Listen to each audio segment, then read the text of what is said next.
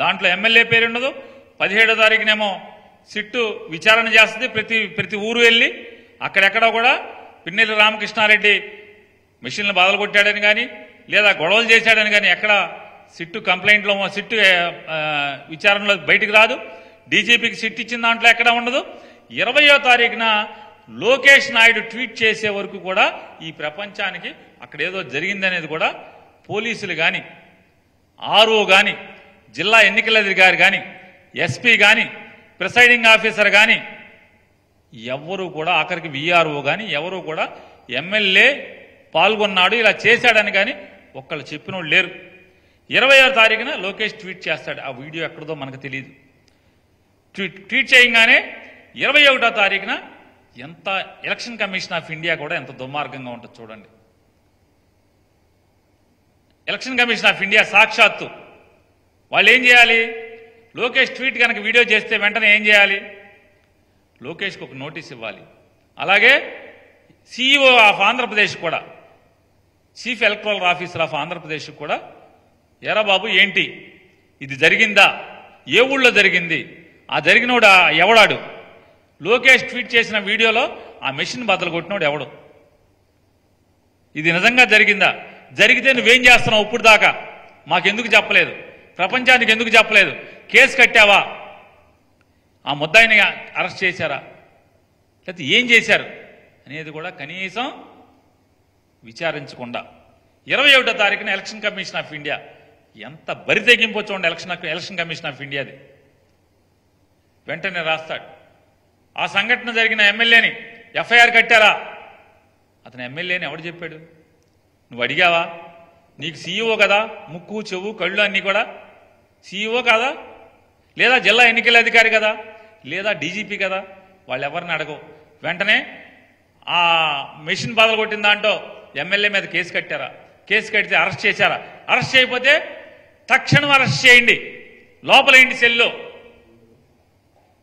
అని ఆదరాబాదరాగా సంతకం పెట్టి election commission of India direction ఇస్తుంది. జిల్లా జడ్జికి, హైకోర్టు జడ్జికి అటువంటి అధికారం లేదే. సాక్షాత్తు జిల్లా జడ్జికి, హైకోర్టు జడ్జికి కూడా అటువంటి అధికారం లేదే.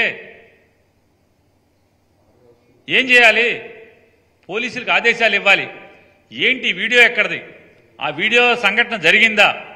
జరిగితే విచారణ చేసి దాంట్లో ముద్దాయిలందరినీ కూడా చర్యలు తీసుకోండి అని కదా నువ్వు ఇవ్వాల్సింది ఎలక్షన్ కమిషన్ ఆఫ్ ఇండియా. లేదు, టకా టకా టకా టకా అంటే ప్రిఫిక్స్ మైండ్. మరి ఎలక్షన్ బూత్లో అల్లర్లు జరిగితే ఆ సెక్షన్లకి వర్తించేటువంటి నేరానికి శిక్ష ఎంత పడుతుంది? శిక్షాకాలం, శిక్షగా ఎంత అర్హత? 7 సంవత్సరాల లోపు. అంటే 7 సంవత్సరాల లోపు సుప్రీంకోర్టు ఆల్రెడీ డైరెక్షన్ ఇచ్చింది కదా.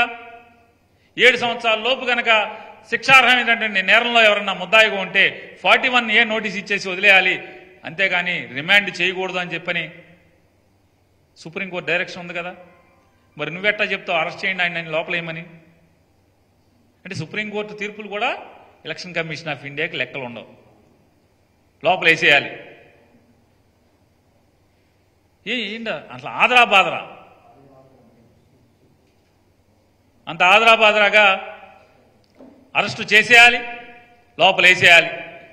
అసలు కనీసం నేరం జరిగిందా జరగలేదా అనే విచారణ కూడా లేని పరిస్థితి లేకుండా ఆదరాబాదరాగా ఇచ్చేయమంటాడు. దాని మీద ఇచ్చేస్తే 22వ తారీఖున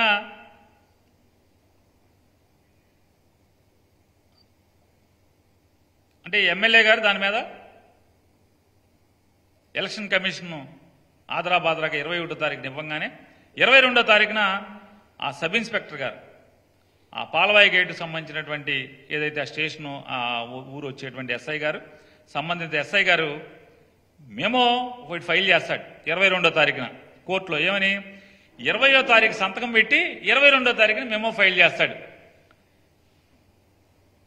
ఆ కేసులో ఎమ్మెల్యే ముద్దాయని. చూడండి ఎంత విచిత్రం. 23వ తారీఖున హైకోర్టుకి ఎమ్మెల్యే గారు వెళ్తాడు. ఎమ్మెల్యే గారు ఇంకా వేరే ఎమ్మెల్యేలు కూడా, అనంతపురం జిల్లా తాడిపత్రి ఎమ్మెల్యే గారు, అట్లాగే తిరుపతి పోటీ చేసే అభ్యర్థి, అట్లాగే నరసరావుపేట ఎమ్మెల్యే గారు, ఇట్లాంటి వాళ్ళు ఎవరెవరైతే కేసుల్లో ఎమ్మెల్యేలు ఉన్నారో ఈ ఎమ్మెల్యేలు అందరూ కూడా హైకోర్టుకు వెళ్ళారు. హైకోర్టుకు వెళ్ళి ఏమని అడిగారంటే, అయ్యా మేము పోటీ చేశాం కాబట్టి రేపు 4వ తారీఖున కౌంటింగ్ ఉంది కాబట్టి పోలీసులు దురుద్దేశంగా మమ్మల్ని అరెస్ట్ చేసి జైల్లో పెడితే కనుక మాకు న్యాచురల్ జస్టిస్ దెబ్బతింటది కాబట్టి ఎన్నికలు అయ్యే వరకు మాకు ఇంటరిమ్ రిలీఫ్ ఇవ్వండి. మేము పోలింగ్ ఏజెంట్లను పెట్టుకోవడంలో కానీ పోలింగ్ కౌంటింగ్ ప్రక్రియ సక్రమంగా జరుగుతుందో లేదో చూసుకునేటువంటి ప్రాథమిక హక్కు మాకుంది కాబట్టి అభ్యర్థిగా మాకు ఇంటరిమ్ రిలీఫ్ ఇవ్వండి అని చెప్పి ఇట్లాంటి రాష్ట్రంలో ఉన్నటువంటి ఎవరెవరైతే కేసుల్లో ఉన్నారో అందరు ఎమ్మెల్యేలు వెళ్తే కోర్టు ఒక బ్లాంకెట్ ఆర్డర్ ఇచ్చింది. మరీ స్పెసిఫిక్గా మాచర్ల పిన్నెల రామకృష్ణారెడ్డి పేరు ఉదహరించి కూడా అతన్ని 6వ తారీఖు దాకా అరెస్ట్ చేయబాకండి, అతన్ని పోలింగ్ కేంద్రానికి అనుమతించండి, నియోజకవర్గంలోకి ఎమ్మెల్యే వెళ్లకుండా ఇట్లాంటి షరతులు పెట్టి ఇంటరిమ్ రిలీఫ్ ఇచ్చింది.